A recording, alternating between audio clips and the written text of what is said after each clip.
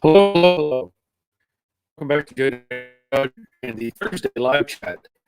I'm already looking at my little Wi-Fi indicator and I've been trying to do Wi-Fi. Not even trying to do that. Struggle continues. Okay. This is the Thursday session, and we talk about classic cars. We ask car questions and give answers. And if things go well and somebody answers a question, they get a bell. Or if they have a good comment, something like that. So we try to keep up with everything going on, and I'm still baffled. I don't know why this Wi-Fi thing is still fighting me. Still fighting me, even with the new router. It is still fighting me. So I don't know how messed up this is right now. I hope it's doing okay. But we have first up is Greg checking in. Greg's workout from Australia. Glad to hear Greg. Phil, so checking in from sunny North California, where summer is officially here. Glad to hear that. Rick Stevenson checking in. Glad to hear. Troy Justin in from the east side of Georgia. Let's see. Jerry. Or Matt. Jerry, good afternoon from Middle Tennessee. Whoops, I lost him. So it's doing this Wi-Fi thing. I don't know. Frustrating. Nandu is checking in. Bob Knoll, good afternoon, sir. How are you? How's everybody doing? I think I'm okay. Hope everybody else is doing well. Good afternoon, Crash Fighter. Good afternoon from sunny but cool Southern Indiana. Not a good connection, but starting to improve. Yeah, I don't know what is going on with this. I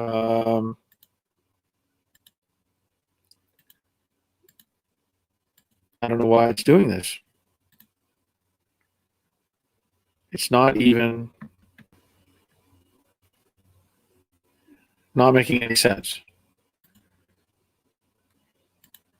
If I try to turn on this Wi-Fi, no, I don't get it. It's like Wi-Fi is not even an option. I don't know why it's trying to do this.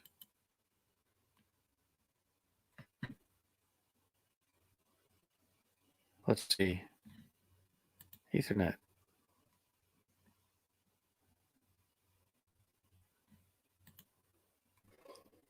I don't know. Let me see if it's doing something that it shouldn't be.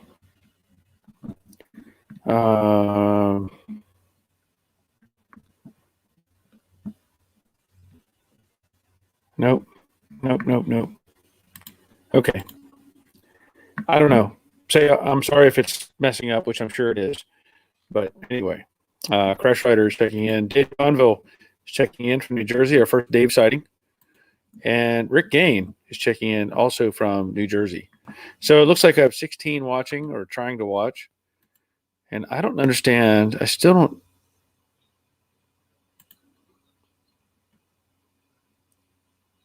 Know why it's doing this. New router. Everything's running. let me check something.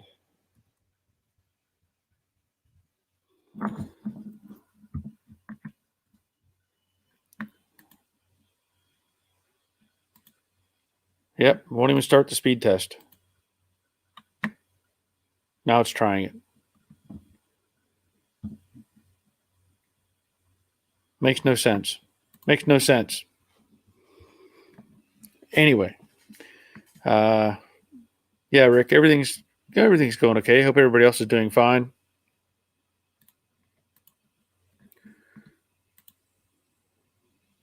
So something's still garbled here.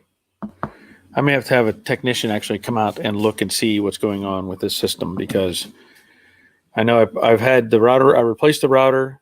Things were working really well. And now they're back and forth again. So I'm hoping it's clear at the moment. Okay. So Crash Rider says working fine right now. Okay, good. Well, I'm not going to probably be on here for an hour. I don't plan to be at this point. I'm trying to finish up prep work on Jade. If you'll notice, the doors are sitting here off the car. The hood and the deck lid are in the other garage. and they're out of the way because I don't want to run the risk of them. Hey, there's Jeff Reynolds. Haven't seen you in a while, buddy. I'm glad you're here. I'm glad you're here. Marshall, surprised to see you on the chat today. Figured out the great weather in Georgia. You'd be painting. Good to see you. Yeah. Well, let's see.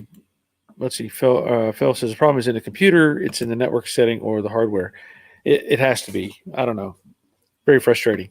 Yeah, Marshall, I agree. The weather is fantastic right now. It's like 70 degrees outside. Low humidity's down. But things are just not ready. They're not ready. And one of the things I ran into as I was, finishing up all the little detail and finding problems, one little thing here and a little thing there, and I have to fix them because that's the way I am. So I was doing that, and as I was prepping everything and getting ready to start, masking everything off, I got to looking at the quarter windows. Now, I've mentioned before I don't want to take out quarter windows. I really just don't like them. I don't know. And I was looking at them and I tried to operate. I wanted to see if they worked properly. As it turns out, the driver's side quarter window was messed up. I didn't really realize that. So I'm trying to cycle it, wind it up. And I looked at the regulator and it bent. I could see the regulator bending. At that point, I realized it doesn't matter what I think or what I want to do. I'm going to have to take the regulators and windows out. So I knew I had a resource that I could talk to, and that was Harvey, Rally Cat Garage. So I called up Harvey and I said, how hard is it to get these out? And he talked me through it.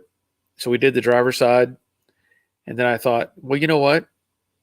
I haven't done a video in at least in a week, and probably more than that on the car itself. This will be a good video. So I made a video taking out the passenger side window, quarter window, and it went pretty smooth. I was surprised. Obviously, they're a hard time getting apart with all the junk that's built up over the years in the tracks. So, you fight with that. But it gives you the opportunity to clean everything out, re-grease it. In my case, the driver's side, I'm going to have to straighten out the regulator so that it's correct.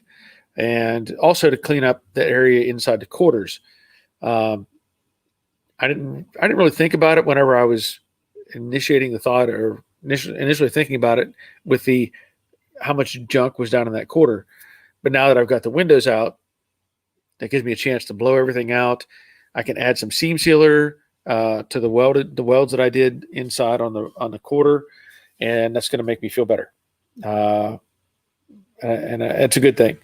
But I really didn't want to take them out, but I now see, the advantages of removing them and getting them out of the way. So anyway, that's what I've been working on, trying to get in preparation. Like I said, the doors are off. Everything's sanded now. I've gone over it several times, and I've like I said, I found a couple little things that I had to address those, and I'm thinking. I had thoughts of having it in paint tomorrow. However, the temperature is going to be a little cooler tomorrow, and then it's supposed to be better on Sunday or Saturday. So I may be aiming for Saturday to actually get paint on the car. Today would have been perfect. It probably would have been perfect to do it, but it just wasn't ready to go. So, and I'm not ready to go. And it's one of those things where, let's get it done. No. I take my time. I want to make sure it's right. I don't need to have something jump at me and mess it all up, and that would just kill me. So let's see who else is here. We have Kevin Geary. Greetings from Mopar Guy in Western Maryland. Glad you're here. Ricard from Sweden checking in. Autogas Garage. Jeff Reynolds. Weather, we're having overbite, frost, and snow in May. Well, that's in the UK. Wow. Well, I will say, my family that lives in Pennsylvania, they had snow flurries earlier in the week, I think. or late last month or something. They had snow flurries, which was really out of place. Really out of place. So, yeah, in May, that's I don't know when it normally stops snowing in the UK. I don't know what the seasonal patterns are in comparison. Obviously we know that Australia is having winter now. At least that's my understanding. Or should I say, not winter? They're having fall. I would assume fall. But anyway, so snow, yeah, no snow, no thanks. Chris Greenaway, hello, just got off work, checking in. Cool, good. David and Cheryl, checking in before going to work. Hope everyone's doing well. Jade's coming along and looking good. Thank you. Yes, I agree. And y'all don't. I mean, y'all know that I stress out over details and details and details. And let me tell you, the worst thing for me, the hardest thing for me is paint. I stress out over that from weeks before I even am ready for paint. And it's just more of the same, because I know that if anything goes wrong, it's like starting over. It's really like starting over as far as the paint work goes. And gosh, I want it done, but I can't. I'm not going to force myself to, go through it fast and have problems. So, Scott Keeney, hot and humid here in the UAE. Greetings. I'm glad you're here, Scott. Jeff, we were used to saying April showers bring May flowers. Yes, I think that's a pretty common phrase. But what do Mayflowers bring? That's a U.S. joke. April showers bring Mayflowers, but what do Mayflowers bring? That's a U.S. joke. May not be relatable to you, Jeff. Torino fastback or convertible? Torino fastback or Torino convertible? Well, I don't know. I'd probably go with the fastback. Probably. Just because. I don't know. Depends on where you live, too. If you're down in Florida, maybe the convertible would be the ideal choice. On days like today, I would love to be driving around in a convertible.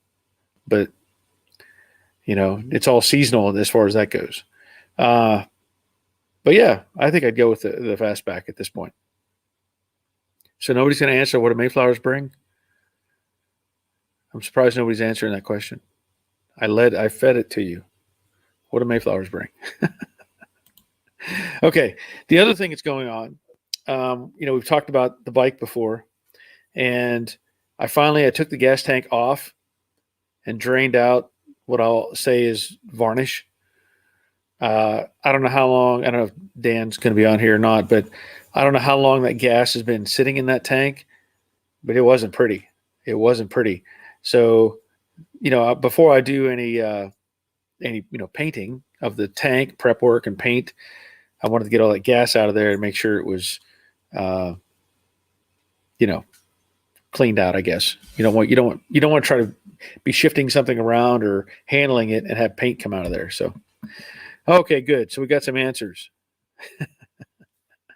Troy Justin. Pilgrims. That's the answer we're looking for. Harvey, Rally Cat Garage. Same answer. Good job. Mark. The Colts from Baltimore. That's a good answer. That's a good answer. So that's why we have the Baltimore Colts now. Good answer. Rusty's Mustang Garage. Pilgrims, yes. Yeah, the Colts from Baltimore. Whenever they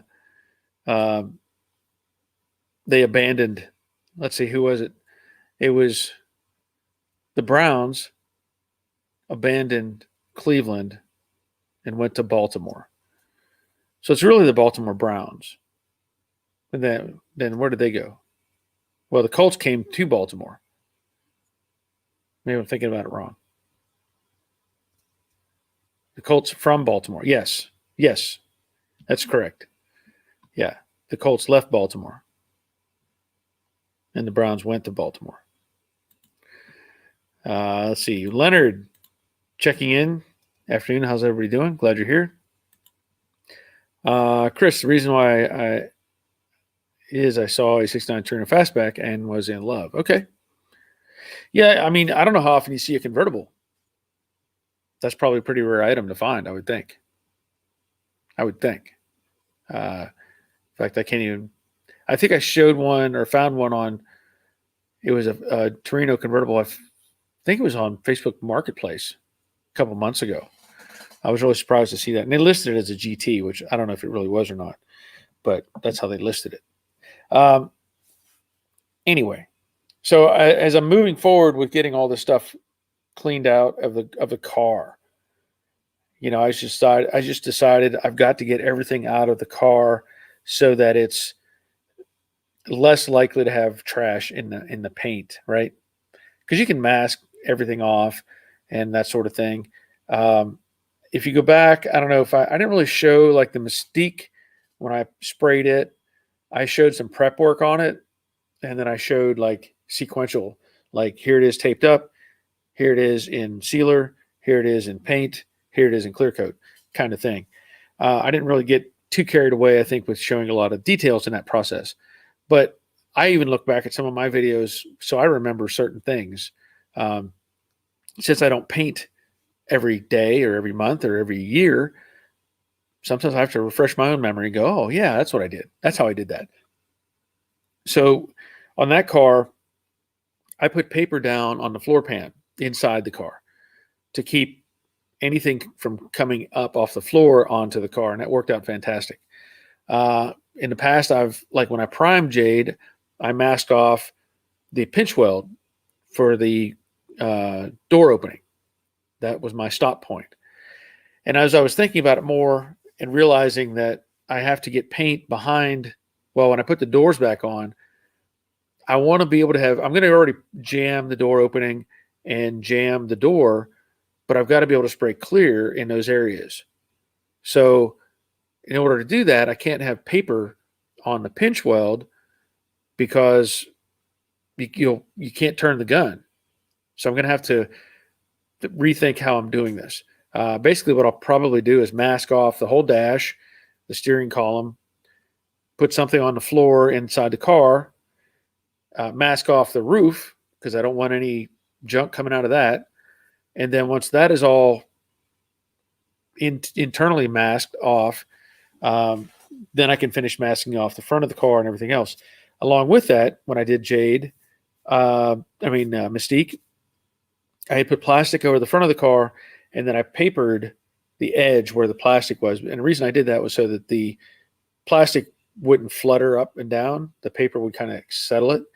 But I also had set the fenders on, to get the paint right. And so while I'm thinking about it, I'm going to have the fenders on the car while I after I kind of spray the kick panels and everything. I'll have the fenders on the car to jam and paint everything. And then I think I'm going to pull the fenders all the way off of the car, put them on the rack, and clear coat so that they're not on the car themselves. So I hope that makes sense. I want to get the fenders on the car so that I get my paint patterns consistent all the way across, and then set them off the car so I can clear coat everything. And I think that's going to make it easier overall. I also have to mask off the trunk area so that I don't get I just try to eliminate any of the stuff that can blow around and get caught up in the paint. Jessica, sorry I'm late. Checked off help give natural birth off your bucket list. Long story short, sleep. That sounds exciting. Oh yeah, from just woke up. Okay. Yeah. Yeah, that sounds exciting. Guido, Barry, did you ever use toluene? It's wicked stuff. Formula One used it 75% in the 80s turbo cars. With this stuff, I made 1,100 horsepower in a 4-cylinder turbo. They banned it from hardware stores in California. Actually, now is that. I hope I'm not messing up here. I know I said Guido. Is that Guido? I thought it was.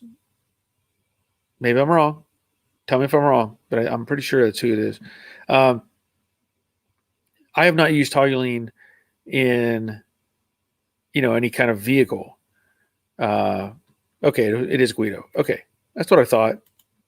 I have not used toluene in any kind of vehicle, but that's an aircraft product. As far as we used to use that at work a lot for cleaning stuff or whatever. I don't even remember what all, but I don't remember what the parameters are on it. But no, I have not tried to use it in a car. So you made 1,100 horsepower in a 4-cylinder turbo. Wow, that's pretty impressive.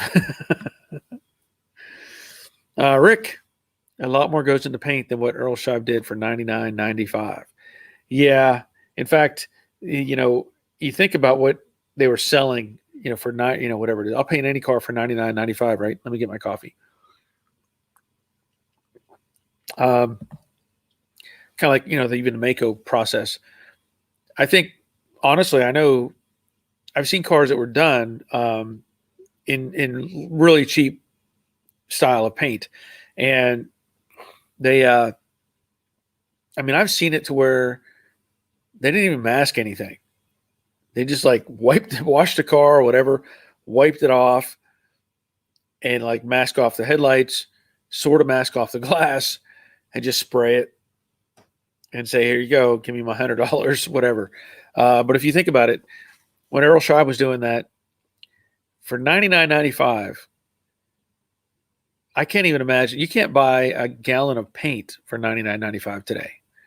And then you mix in, clear coats and primers and all that sort of stuff. But I've seen where even like, Mako will sell, we'll paint your car for $299 or whatever. And literally they will. But I had cars, we had cars show up at the body shop that had been painted at like a Mako facility. And they were like, look at this. Look at the people were complaining. They were complaining about their $300 paint job because there was overspray on the trim and there was some, overspray on a door handle and there was some overspray on the, glass in different places where they mask that thing off as fast as they can. They're not worried about hitting the seam, with a rubber gasket. They just get it close to that edge. So there's paint all the way around on the rubber gaskets and everything. And they're complaining about all this. And I said, well, you paid them $300 to paint your car. That's what they did. That's what they did. Chris, getting that other Mustang for the fastback conversion. Is that a question? Is that a question, Chris? Because I do have that other Mustang. I do have the other 68. Guido, I mixed it with my gas when I ran autocross. Yeah. Yep. Troy, Earl Scheib would paint everything. Wheels, exhaust, headlights. Yeah. Yep. Leonard, is anyone watching this guy on here restoring a 264 Galaxies? He's taking quarter panels for one and putting them on another, not doing a bad job. Cool. Guido Mako, my friend's shop, did my paint and prep. He had car for 8 months.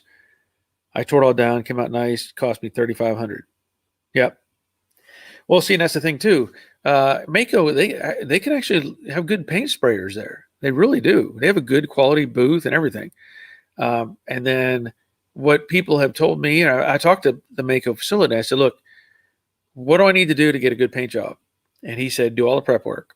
The owner or whatever manager said, do all the prep work, pull all the chrome, get everything ready 100%, and we'll spray it. And they would spray it for they told me like $500 or something. And I was like, well, okay, that makes sense. But I never took them up on it. I was just like, now I know. And the point being, they don't want to spend time fixing things or having to trim off chrome and remove clips and all that stuff. They'd rather just spray it and be done with it. Jessica, painted tires too. Yep. Everything was one color.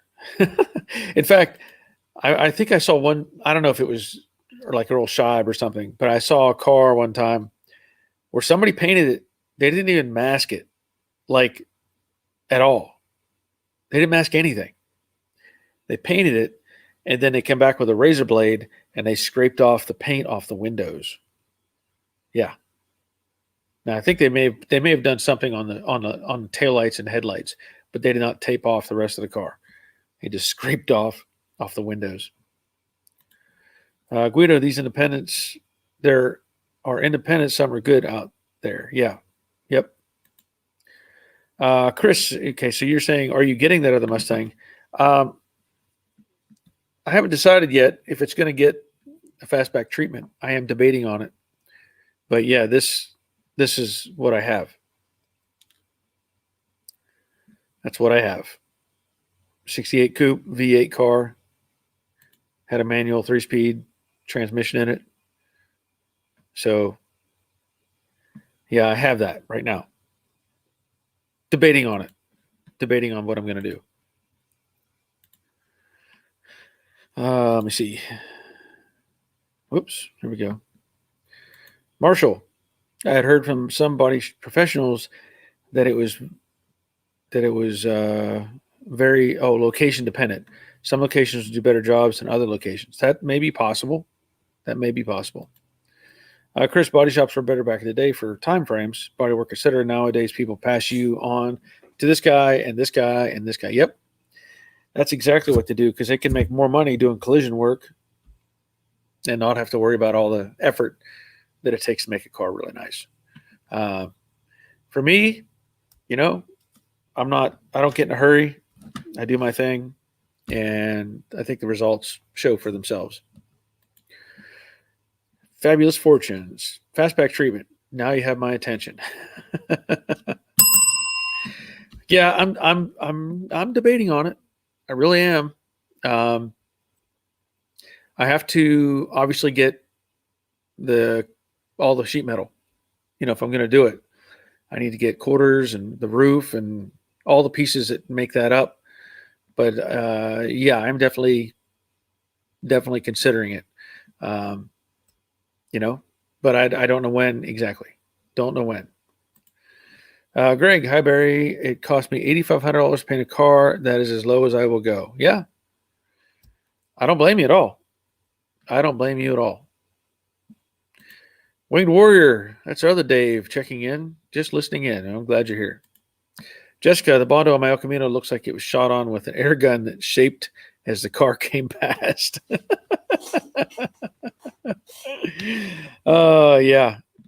Yeah. Chris, trust me, Barry, if you'd like to do it, the formula, it's yours. I understand that. Let's see. Leonard, video time on it. Oh, as far as, yeah, is that a question, Leonard? Like, if I would do video on the conversion, or how much time it takes to do the conversion? Is that part of the question? I'm assuming that's what you're asking, but that does make sense to say this is day one. Kind of like I did. I know I'd started off when I did the Model A videos. I started on January 1st, and every time I did a segment, I would say this is the date, and kind of gave a timeline on that. Light Grid. Hello, I sold my 2018 Challenger TA yesterday. Feels so good. Oh, okay. So feels good to not have that car, or feels good to? I'm guessing. I'm assuming you're tired of it. You wanted something different.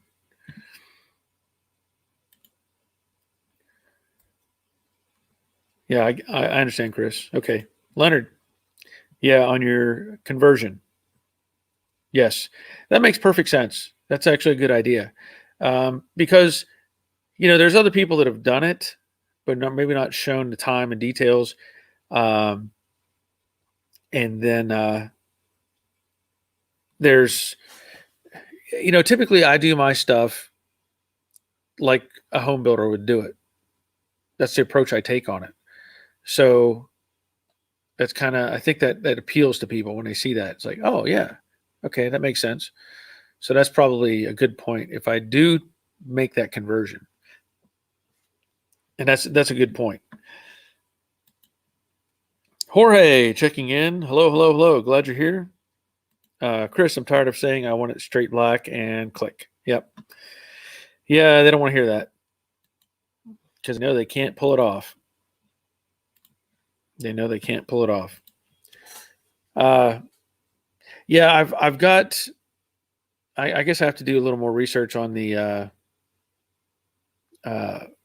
panels and stuff for the fastback. I know that somebody else had done one on. I don't know if he did a video or put it on Facebook, and he did a conversion, and he didn't have the glass or anything. So what he used as a reference, which I'm sure you're going to get pretty close regardless, but he used a trim. It looks like he used the trim for the back window to make sure it was basically square, kind of thing. That helped him lay it out and make sure the dimensions were right.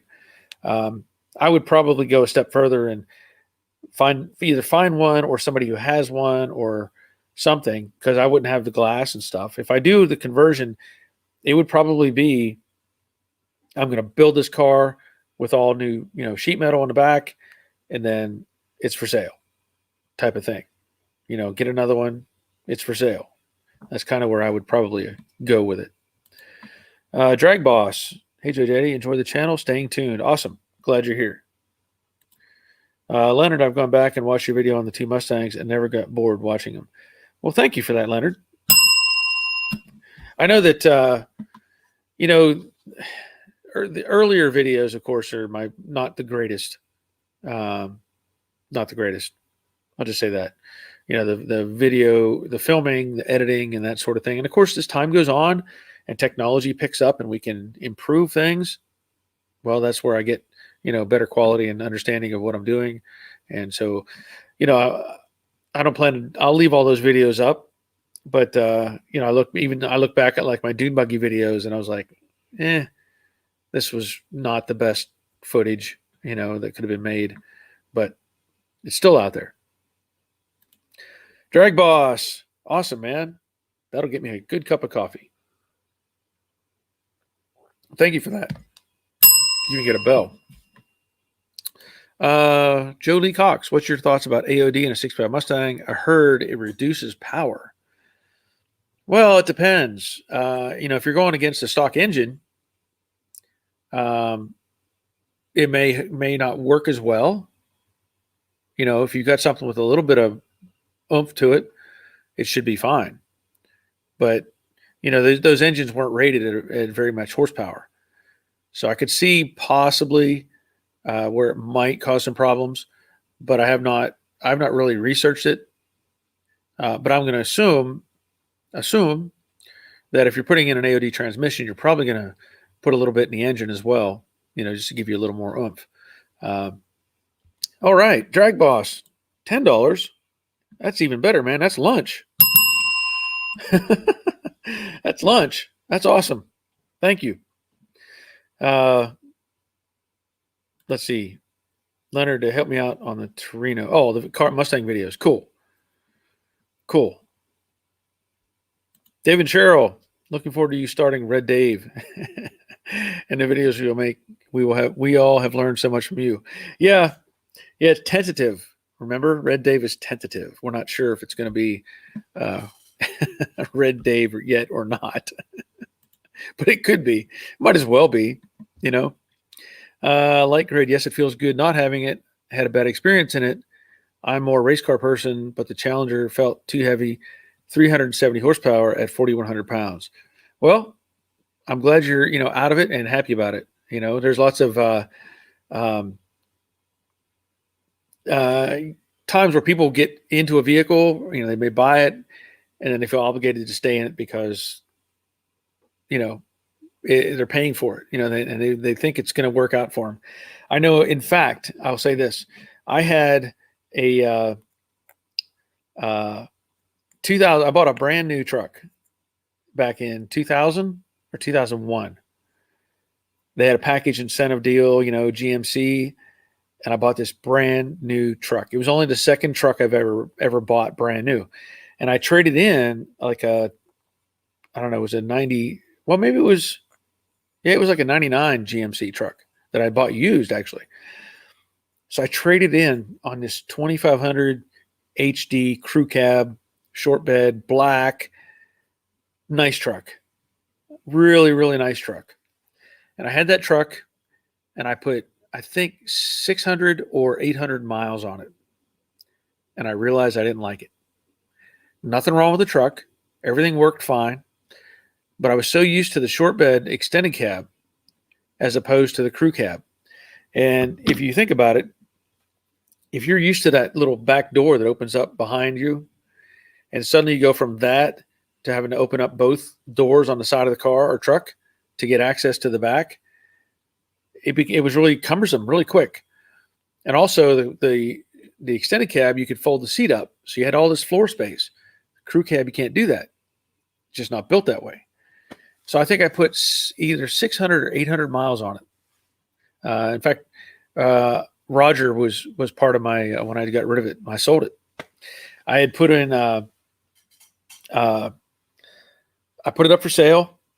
And what was funny about it is I sold it and I made $4,000. I was like, the truck here was a sticker price, and I had gotten this discount through work or whatever the program was, and I traded in that other truck that was paid off.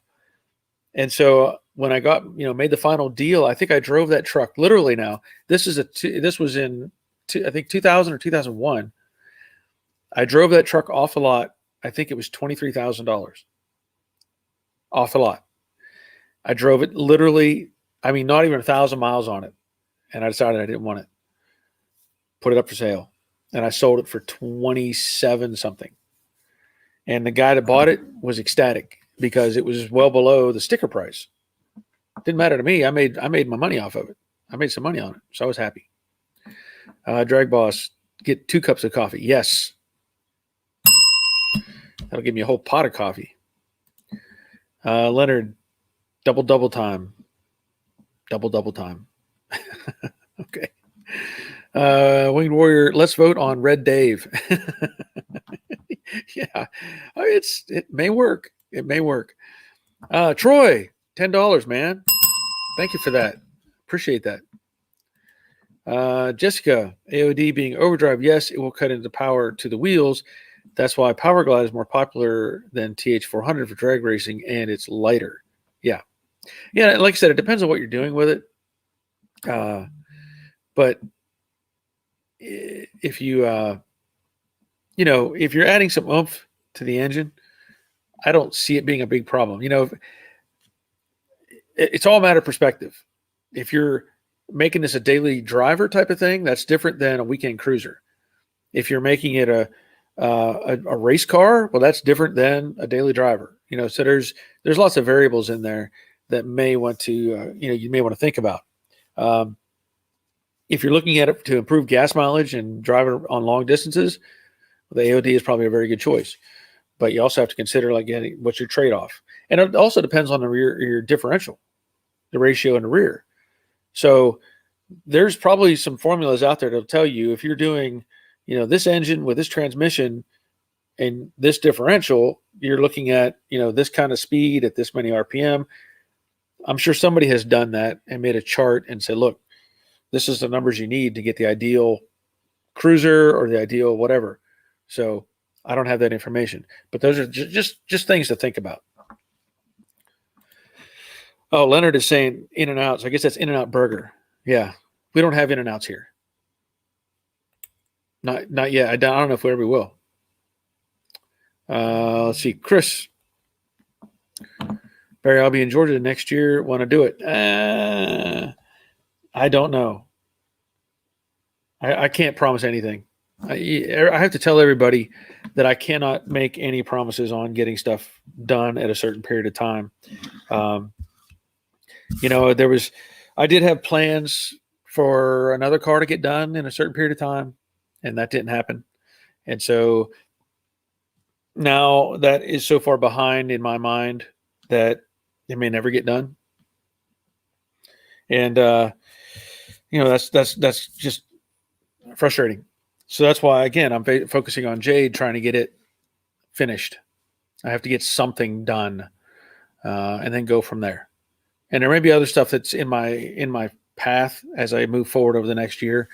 We'll see how that goes. But there's always something for me to work on. I will say that I'm always getting offered cars, projects, side jobs. When people know that you can weld and fix things, they tend to find you. So that's where I'm at this point in life. Let me see what else we have here. Did I miss anybody? No. Okay. So as I was saying earlier, I'm going to try to get everything masked up on Jade and try to maybe I really want to get it in paint on Saturday. Really, really, really want to have it in paint. And then the whole thing is, as we do these cars, and depending on what you're doing with these cars, like not everybody's going to go as in depth as I am on these things. Just not. It's just not going to happen. But there's some that do, and some that go even further. But when you start realizing, of course, when my situation, I have Camaro parts in here.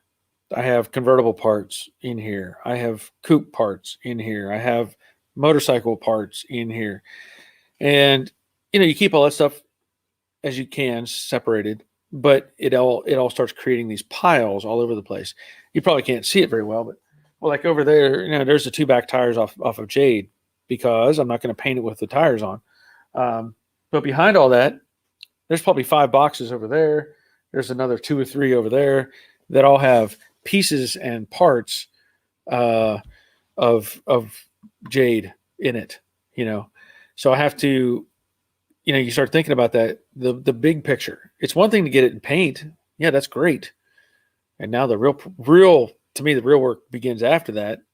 Granted, paint is so stressful, but after that, now you've got to put all these pieces together and get it all looking, all finished out inside and out.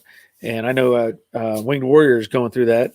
He had to rewire everything, and I know he got the car together and got it for a little drive. But he can attest to that. You start thinking about all the screws and bolts and nuts and clips and wire connections and all those things that eventually make the car what it is. And I'm excited about that part of it. I'm scared of it. I say that because, again, once you get paint on everything, now you really have to be gentle.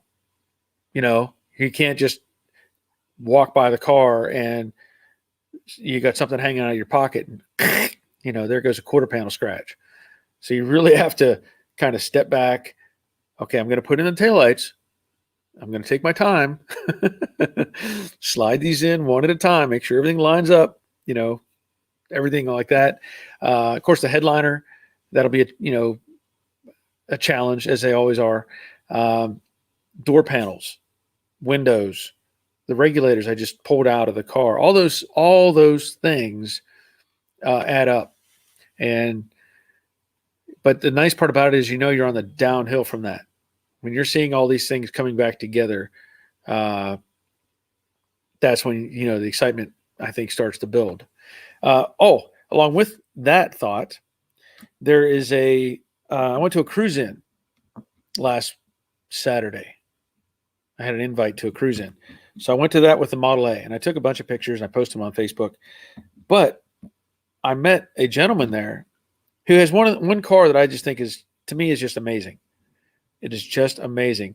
So my Mopar guys, if you're on here, the guy has a 67 Plymouth Belvedere station wagon. And the car is gorgeous. gorgeous. If you're familiar with the 67 Plymouth, the Belvedere, I love those cars. I like the looks of them. But this station wagon is clean as a whistle. And the guy had found new old stock parts from somebody who was at a swap meet. And it turns out somebody had the like all the trim for the car, extra taillights, all the stuff that was like abandoned at a dealership or something. And the guy bought it all and just kept it because he had a wagon. He thought, well, if I ever need parts, there they are. Guy went to the swap meet, and this guy had a pickup truck full of everything that could go in his car, and he bought the whole package and brought it home, and he has all new NOS trim on it. The car is just gorgeous. It's been in magazines. It's won Best of Show. It's won Fan Choice, Judge's Choice, all kinds of trophies. And like I said, I have a picture of it on my Facebook. But I got to talking to the guy, and he lives just down the road from me, which is great. And so we conversed, and he said that he had a bunch of Mustang parts. A bunch. And I said, what do you mean? And he said that he knew somebody, or he was in contact with Mustangs Unlimited somehow when they shut the doors here in Atlanta. And so he ended up buying a whole bunch of stuff from them and throwing it up on eBay. And I wish I would have known that a lot sooner. But he was talking to me, and he said, oh, by the way, if you're interested, he said, I think I have a bunch of glass and seals and blah, blah, blah, and starts just kind of rattling off stuff. And as we're talking, he said, if you're interested, I'll just give it to you. I said, what? He said, yeah, if you want it, I'll just give it to you. You can have it. So I need to go see him and see what he's got. Because I may end up with some stuff that I really need, or some stuff that other people may need, and I could help out somebody else. So we'll see how that goes. But I was pretty excited to have, the conversation with the guy. I don't know if I can pull up. Let me see if I can get to that picture and save one of them, because I just love the looks of that car.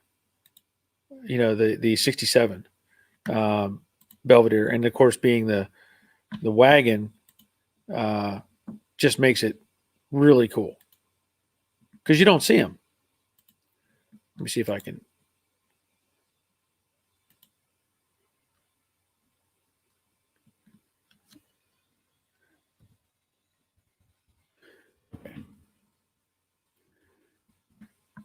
Let me pull this up. I want to show you this car.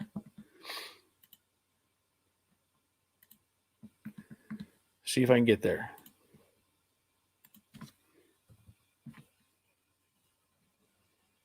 Okay. So I'm going to download that thing. Check this out. Now, is that car sharp or what? Now, the thing is, it's sitting right next to an 82 or 83, I think, Malibu wagon, V8 4-speed. Yeah, a V8 4-speed Malibu wagon. But this 67 Plymouth apparently was originally white. And he painted it back to this a Dodge color, or Plymouth color, from that time. But the car is just, it's almost flawless. It's amazing. The interior, I think it only has 60,000 miles on it. So all the interior is original. The door panels are original. The glass, everything on it as far as body is original, rust-free. And he said he bought it 20 years ago. He paid $300 for this car. And then today he's been offered thousands and thousands of dollars for this car. And it has a 383 in it. Originally, I think it was a 318 car, but he put a 383 in it. And it's a really cool car, I must say. Let's see. Leonard, just don't let stuff control my time. Yeah, I get it. Yeah, cars, working on stuff. Troy, I'm going with a T5 in my 65. My wife can't drive a stick. No comment. I understand where you're coming from. Jessica, there are website calculators out there for finding rear wheel horsepower or strip time that make it all to take in all the factors. Thank you, Jessica. Winged Warrior. I keep a whiteboard on the wall, and every time I think of something else that needs to be checked, done, etc., it goes on the list. Lots of to do putting the car back together. And that's that engineer's mind. I appreciate that. I think about it, and then I forget to write it down. But it ends up getting done anyway. But I don't think about writing it down. Yeah, Dave, it was an awesome wagon. Fabulous Fortune sounds like me. Expert dismantler, putting it all back together, not so much. Well, I'm pretty good at putting them back together, but it's where you have to be really careful. Really careful. Kelly, now that's a heck of a neighbor. Yep. Dave and Cheryl, whoops. Checking out to go to work. Big thumbs up. Everyone hit the thumbs up and help Barry out. Yes. Thank you for that. Greg, Barry, I would have went home with him so I could see the parts. Yeah. Yeah, like I said, he's just probably not 3 or 4 miles from my house. So, and he gave me his business card, so I'm going to call him up and try to meet up with him. Yeah, it is a cool car. Definitely a cool car. Thank you, Leonard. Appreciate it. Okay. It's about an hour into it, and I think I'm going to have to go. I got things to do. And I see my little Wi-Fi thing is doing weird stuff again. I don't get it. So I may talk to my computer buddy and see if he can help me out with this. Something's not right. Let's see here.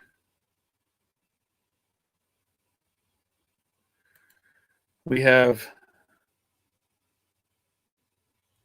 Burnin' Spades, new subscriber. I live in Northeast Georgia and is wondering if I'm asked for a second opinion on my wife's vehicle. 03 Explorer 4.0 non-flex motor has a click when it starts. Has a click. Well, that's kind of hard to relate. So when you say it has a click, yeah,